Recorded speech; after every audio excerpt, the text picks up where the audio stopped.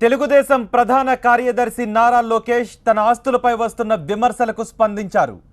ముఖ్యంగా ఆంగ్ల దినపత్రికలోనూ వైసీపీ చేస్తున్న విమర్శలపై లోకేష్ వివరణ ఇచ్చారు.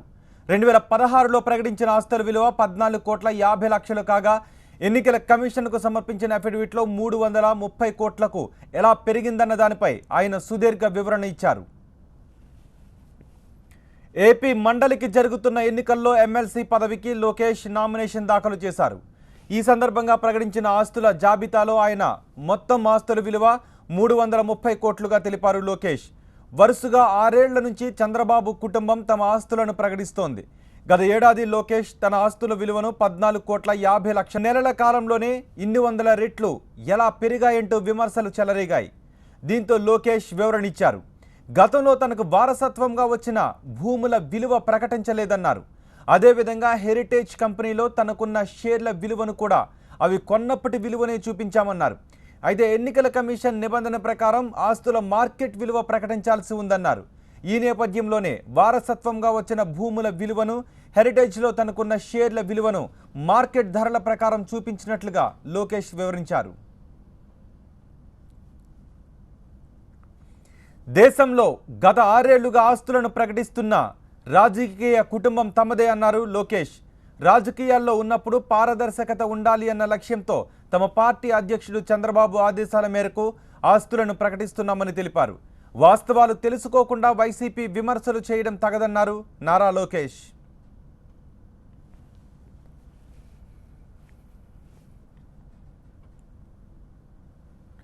తెలుగుదేశం ప్రధాన కార్యదర్శి నారా లోకేష్ తన ఆస్తులపై వస్తున్న విమర్శలకు స్పందించారు. ముఖ్యంగా ఆంగ్ల దినపత్రికలోనూ వైసీపీ చేస్తున్న విమర్శలపై లోకేష్ వివరణ ఇచ్చారు. 2016లో ప్రకటించిన ఆస్తుల విలువ 14,50,00,000 కాగా ఎన్నికల కమిషన్కు సమర్పించిన అఫిడవిట్లో 330 కోట్లకు ఎలా పెరిగిందన్న దానిపై ఆయన సుదీర్ఘ వివరణ ఇచ్చారు. ఏపీ మండలికి జరుగుతున్న ఎన్నికలలో ఎమ్మెల్సీ పదవికి లోకేష్ నామినేషన్ దాఖలు చేశారు.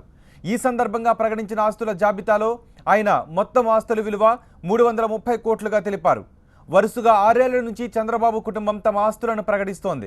గత ఏడాది లోకేష్ తన ఆస్తుల విలువను 14,50,00,000గా తెలిపారు. కొద్ది నెలల కాలంలోనే ఇన్ని వందల రెట్లు ఆస్తులు ఎలా పెరిగాయంటూ విమర్శలు చెలరేగాయి. దీంతో లోకేష్ వివరణ ఇచ్చారు. గతంలో తనకు వారసత్వంగా వచ్చిన భూముల విలువ ప్రకటించలేదన్నారు. అదేవిధంగా హెరిటేజ్ కంపెనీలో తనకున్న షేర్ల విలువను కూడా అవి కొన్నప్పటి విలువనే చూపించామన్నారు. అయితే ఎన్నికల కమిషన్ నిబంధనల ప్రకారం ఆస్తుల మార్కెట్ విలువ ప్రకటించాల్సి ఉందన్నారు. ఈ నేపథ్యంలోనే వారసత్వంగా వచ్చిన భూముల విలువను, హెరిటేజ్లో తనకున్న షేర్ల విలువను మార్కెట్ ధరల ప్రకారం చూపించినట్లు లోకేష్ వివరించారు. దేశంలో గత 6 ఏళ్లుగా ఆస్తులను ప్రకటిస్తున్న రాజకీయ కుటుంబం తమదే అన్నారు లోకేష్.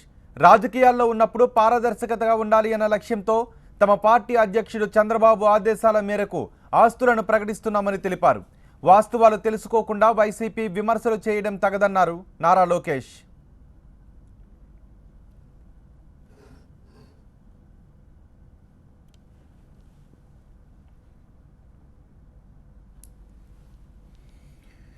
తెలుగుదేశం ప్రధాన కార్యదర్శి నారా లోకేష్ తన ఆస్తులపై వస్తున్న విమర్శలకు స్పందించారు. ముఖ్యంగా ఆంగ్ల దినపత్రికల్లోనూ వైసీపీ చేస్తున్న విమర్శలపైన లోకేష్ వివరణ ఇచ్చారు. 2016లో ప్రకటించిన ఆస్తుల విలువ 14,50,00,000 కాగా ఎన్నికల కమిషన్కు ఇప్పుడు లోకేష్ అఫిడవిట్లో 330 కోట్లుగా సమర్పించారు. అయితే ఇన్ని కోట్లకు ఎలా పెరిగిందన్న దానిపై ఆయన సుదీర్ఘ వివరణ ఇచ్చారు. ఏపీ మండలికి జరుగుతున్న ఎన్నికల్లో ఎమ్మెల్సీ పదవికి లోకేష్ నామినేషన్ దాఖలు చేశారు. ఈ సందర్భంగా ప్రకటించిన ఆస్తుల జాబితాలో ఆయన మొత్తం ఆస్తుల విలువ 330 కోట్లుగా తెలిపారు. వరుసగా 6 ఏళ్ల నుంచి చంద్రబాబు కుటుంబం తమ ఆస్తులను ప్రకటిస్తూ వస్తోంది. గత ఏడాది లోకేష్ తన ఆస్తుల విలువను 14,50,00,000గా తెలిపారు.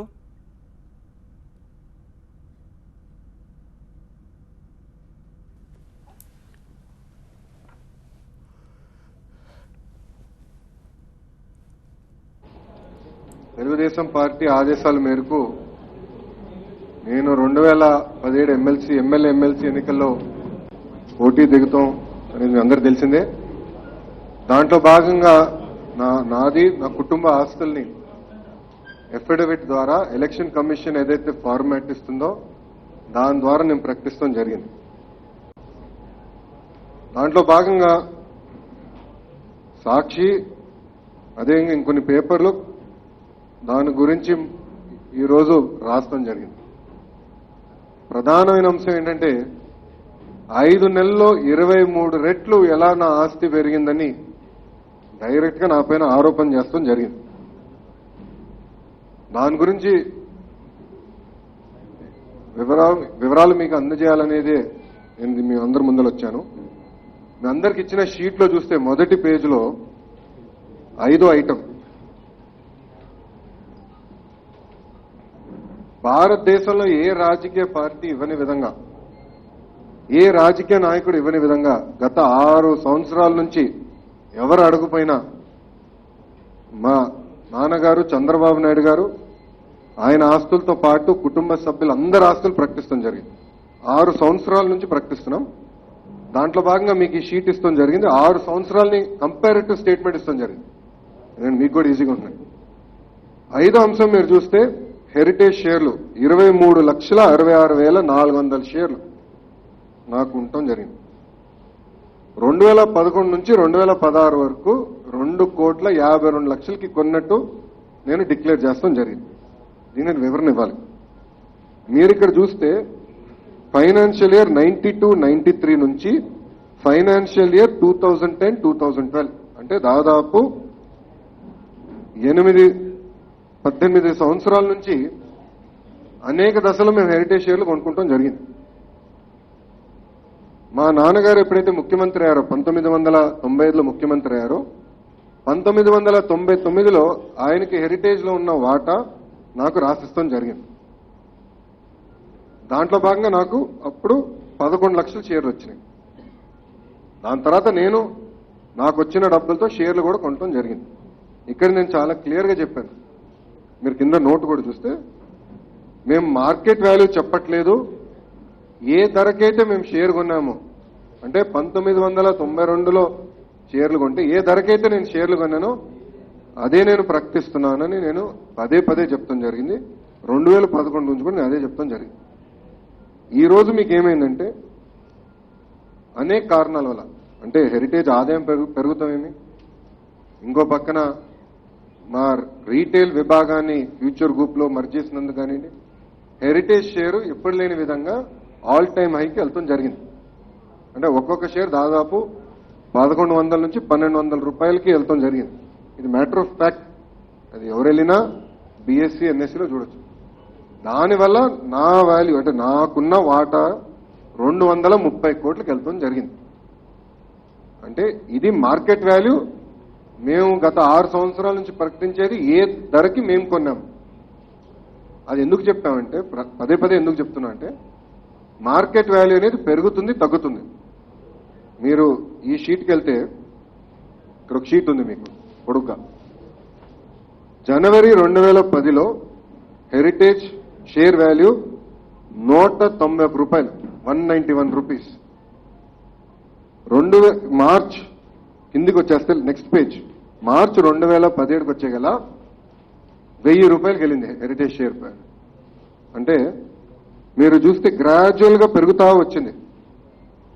తెలుగుదేశం పార్టీ ప్రతిపక్షంలో ఉన్నప్పుడు కూడా పెరుగుతా వచ్చింది.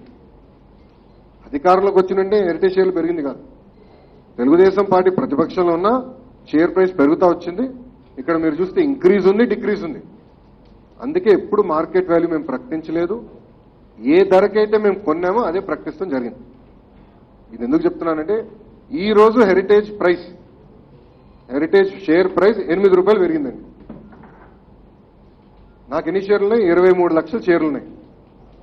8 రూపాయలు పెరిగితే నా వాల్యూ ఎంత పెరిగింది? ఈరోజు 1,50,00,000 పెరిగింది. రేపు మళ్ళీ 10 రూపాయలు తగ్గచ్చు షేర్. అప్పుడు నా వాల్యూ ఎంత తగ్గుతుంది? 2,33,00,000 తగ్గుతుంది. సో షేర్ల ప్రైస్ అనేది మార్కెట్ నీడ్ బట్టి పెరుగుతుంటుంది, తగ్గుతుంది. అందుకే మేము ఎప్పుడు మార్కెట్ వాల్యూ ప్రకటించలే. మేము ఎప్పుడు ఏ ధరకైతే మేము కొన్నామో అదే ప్రకటిస్తాం జరిగింది. కానీ నాకు బాధ ఏంటంటే ప్రజలకి ప్రభుత్వానికి ఒక అనుసంధానం చేయాలన్న ఆలోచనతో నేను శాసన మండలి అడుగు పెడతాను ఆలోచనలో ఉంటే కావాలని నా పైన దుష్ప్రచారం చేస్తాం జరుగుతుంది. నేను ఇక్కడ అడదలుచుకున్నా, హెరిటేజ్ షేరు 10 రూపాయల షేరు 2200 రూపాయలు, అంటే హెరిటేజ్ షేర్ మధ్యలో స్ప్లిట్ బోనస్ వచ్చింది. 2013లో share to share company extra share ఇస్తాం జరిగింది. అనేక కంపెనీ ఇస్తే మా కంపెనీ కూడా ఇస్తాం జరిగింది. అంటే 10 రూపాయల షేరు 2000 రూపాయలు వెళ్ళినట్టు. ఎన్ని సంవత్సరాలు పెట్టింది? 25 సంవత్సరాలు పెట్టింది బోనస్ కలిపితే. అంటే 10 రూపాయల షేర్ 2200 రూపాయలకి 25 సంవత్సరాలు పెట్టింది. కానీ జగన్మోహన్ రెడ్డి గారి కంపెనీలో ఎన్ని సంవత్సరాలు పెట్టింది? 12 నెలలు.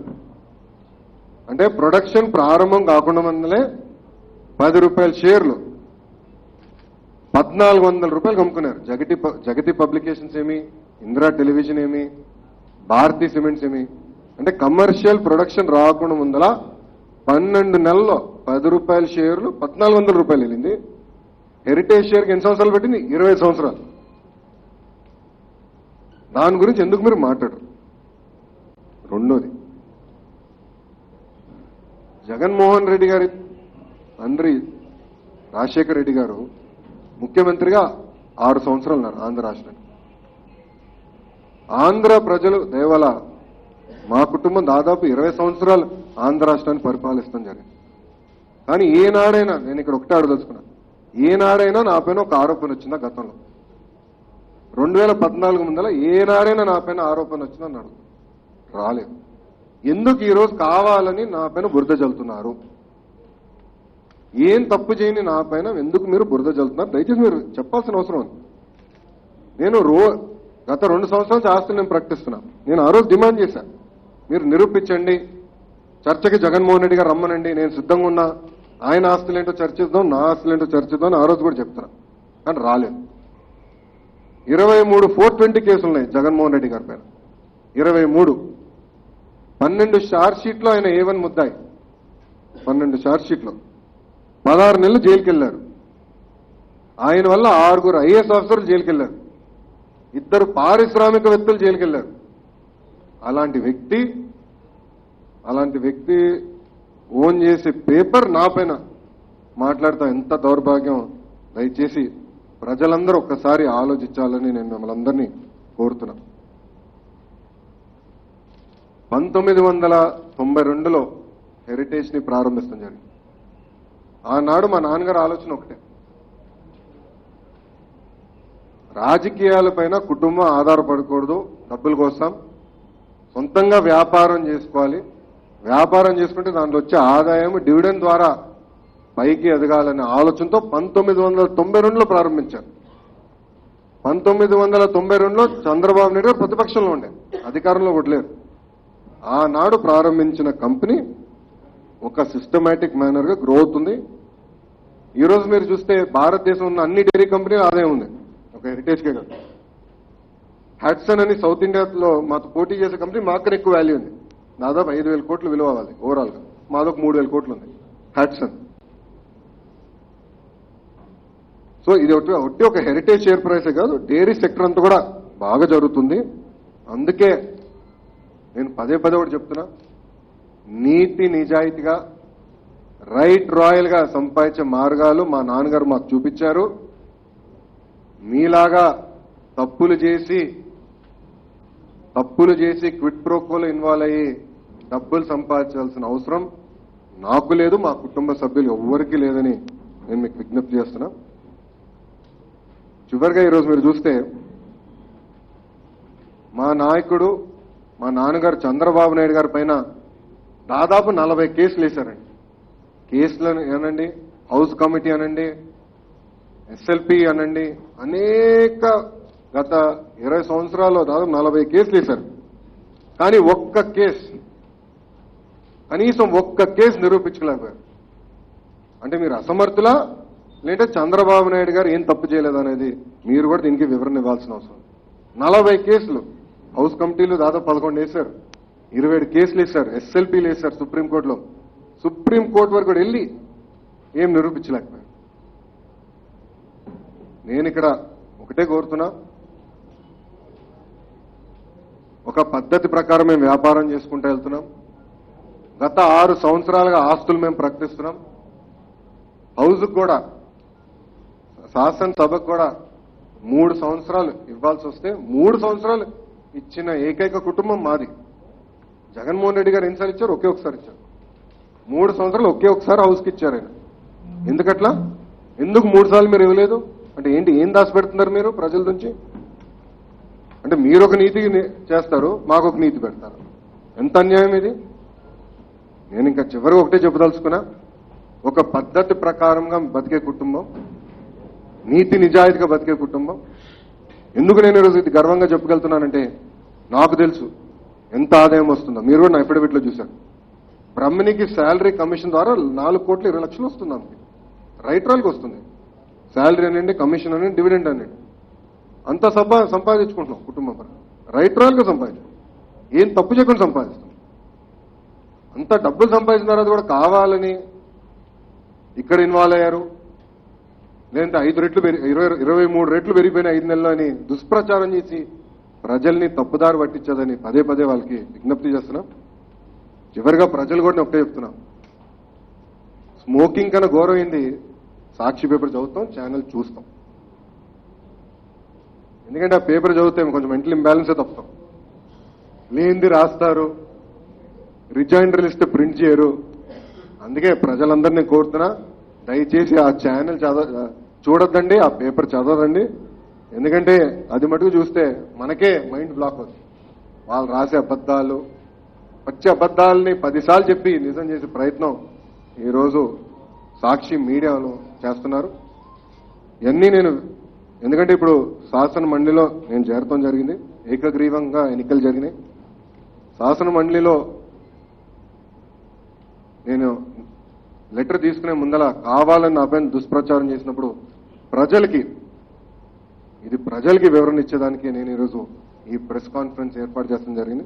పొద్దున కూడా నేను ఫేస్బుక్లో, ట్విట్టర్లో కూడా చాలా క్లారిటీగా చెప్పాను. కుటుంబం ఇది చాలా వివరణగా చెప్పాను. ఇక్కడ ప్రధానంగా షేర్ల గురించి మాట్లాడారు. అందుకే ఇవన్నీ క్లారిఫై చేసినాకే మేము ముందరికి వస్తాం సార్. అంతే, అట్లనే అనిపిస్తుంది. టైమింగ్ చూస్తే కావాలని చట్టసభల్లో వస్తున్నా కనుక అది మీరు వాళ్ళని అడగాలి.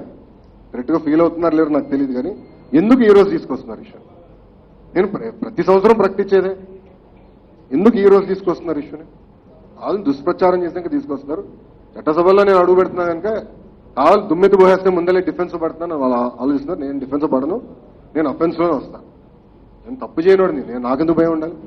మీరు తప్పు చేశారు, మీరు జైలు చుట్టూ తిరుగుతున్నారు, కోర్టు కేసులు చుట్టూ తిరుగుతారు. ప్రతి ఫ్రైడే మీరు వెళ్తున్నారు కోర్టుకి, నేనుగా. మీరు మా గురించి మాట్లాడతాం కరెక్ట్.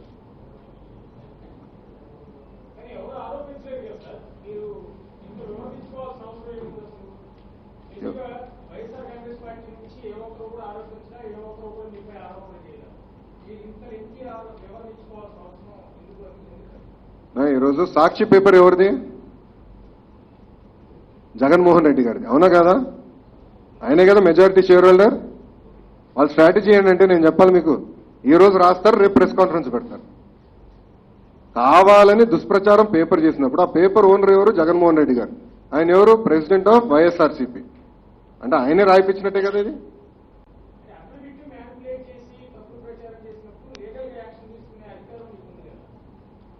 అది నేను ఎటుగో వాళ్ళ పైన కేసు వేయాలా వేయకూడదు అది నేను డిసైడ్ చేస్తా. కానీ నేను కేసు గురించి కన్నా ప్రజలు నేను వివరణ ఇస్తున్నా. అంటే ఎట్లా అబద్ధాలు చెప్తున్నారు, ఒక తప్పుని పదే పదే 100 సార్లు చెప్పి నిజంగా ఎట్లా మార్చాలని ప్రయత్నిస్తారు, ప్రజలకు నేను సమాధానం చెప్తాను. I'm accountable to my people. ప్రజలకు నేను సమాధానం చెప్తున్నాను. జగన్మోహన్ రెడ్డి గారు చెప్పట్లేదు, సాక్షికి చెప్పట్లేదు.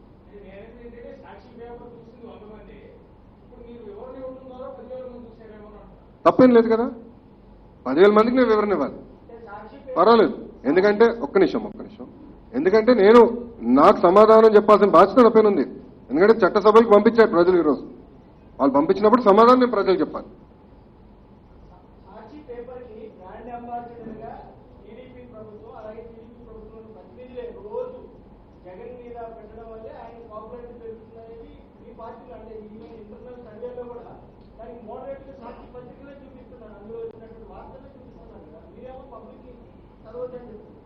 గురుగారు, ఈరోజు సాక్షి పేపర్ వల్లనే జగన్మోహన్ రెడ్డి గారు జైలుకి వెళ్ళారు, అది గుర్తుపెట్టుకోవాలి మనం. మా ఇంటర్నల్ సర్వేస్ నాకు తెలుసు ఎక్కడ అది రాలేదు. సాక్షి పేపర్ టీడీపీ వాళ్ళ పబ్లిసిటీ రాలేదు జగన్మోహన్ రెడ్డి గారికి. ఆయన ఎన్నికల్లో ఎట్లా పరాజయం అవుతారో మీరే చూస్తారు. 2019లో కూడా నాకు ఎలాంటి సందేహం లేదు. సాక్షి పేపరు, సాక్షి ఛానళ్ళు, భారతీ సిమెంట్స్ వాళ్ళని ఈరోజు ఆయన జైలుకి వెళ్ళడం జరిగింది. సో దానికి ఎలాంటి సందేహం అవసరం లేదు మీకు.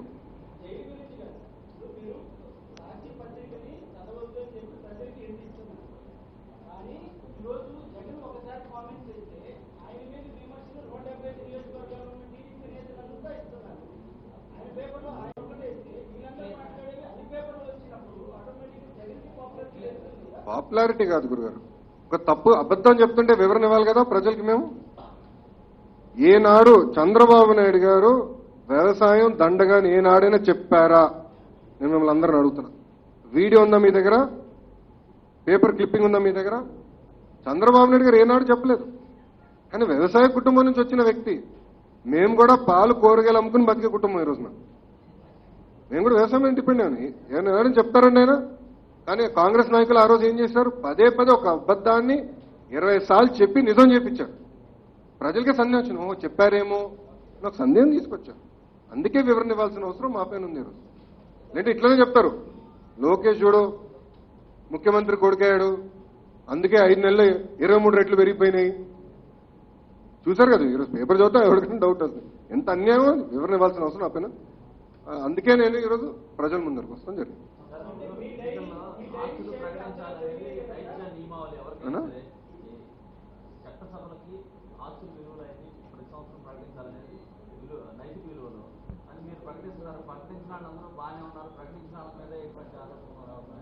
ఉంటాయి, అందుకే అంటున్నాను కదా ఆయన కూడా ప్రకటించాలి. 3 సంవత్సరాలు అయింది, ఆయన ఇంకా ప్రకటించలేదు.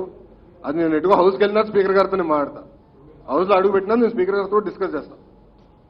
ఎందుకంటే ఇది చాలా సీరియస్గా తీసుకోవాల్సిన అవసరం. అది వాళ్ళని అడగండి, నాకేం తెలుస్తుంది. ఆయన భయపడుతున్నారో భయపడలేదో నాకని ఆయన వైకాపా నాయకులు అడగని వాళ్ళే వివరణ ఇస్తారు.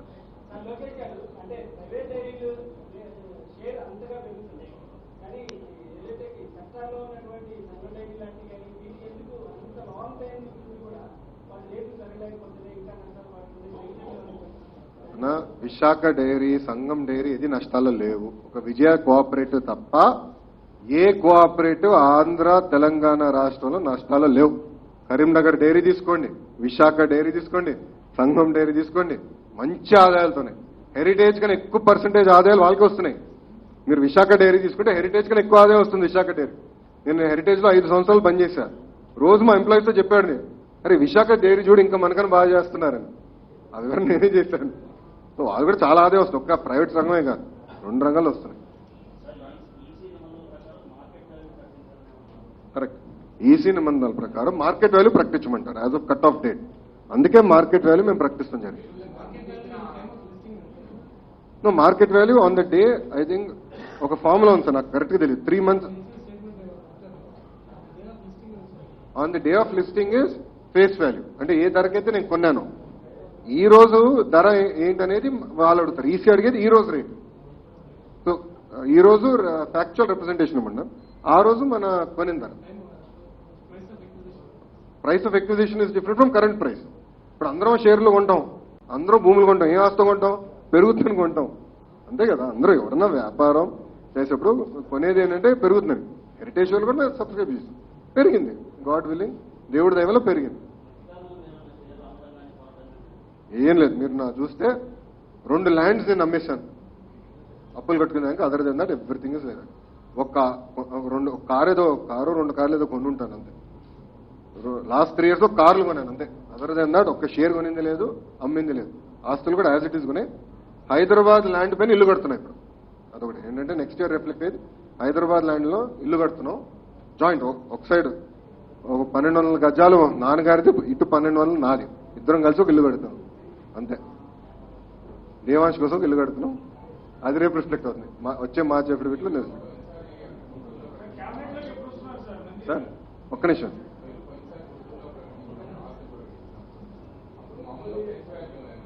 అవును, ఇప్పుడు మార్కెట్ గత 6 సంవత్సరాల నుంచి మేము అనౌన్స్ చేసేది ఫేస్ వాల్యూ. అంటే ఏ వాల్యూకి మేము కొన్నామో కొన్న వాల్యూ ఇప్పుడు ఎలక్షన్ కమిషన్ మేము ఇచ్చేది కరెంట్ మార్కెట్ వాల్యూ. ఎందుకంటే మీరు చూస్తే మార్కెట్ వాల్యూ కూడా మీరు చూస్తే 2010 నుంచి ఎలా మూవ్ అవుతుందో మీరు చూస్తున్నారు. సో ఫ్లక్చుయేషన్స్ పైకి వెళ్ళింది కిందికి వెళ్ళింది, అందుకే ఫేస్ వాల్యూ ఇచ్చాం. పడిపోయింది కూడా ఉన్నాయి కదా, 2013లో తగ్గినాయి, క్లియర్గా ఉన్నాయి దాంట్లో. ఓకే అండి, అది మా పార్టీ నిర్ణయిస్తుంది. పార్టీ నిర్ణయించినప్పుడు నేను క్యాబినెట్లోకి వస్తాను. ఏంటండి అది మీరు వాళ్ళే అడగాలి క్యాబినెట్లో. అంటే ఈ యొక్క దానివల్ల ఎంత అన్యాయం అని చెప్పండి మీరు ఒకటి. అందుకే ఊర్లో దొంగోడికి అందరు దొంగల్లాగానే కనపడతారు. అందుకే జగన్మోహన్ రెడ్డి గారికి ఏం చూసినా అవినీతిలాగానే కనపడుతుంది, అలా ఉంటుంది. ఓకే అండి.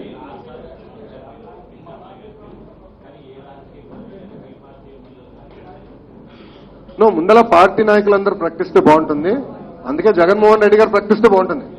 ప్లస్ ఎథిక్స్ కమిటీకి ఆయన 2 సంవత్సరాలు ఏదైతే ఇవ్వలేదో అది కూడా ఇస్తే బాగుంటుంది. ఓకే అండి, థ్యాంక్ యూ వెరీ మచ్.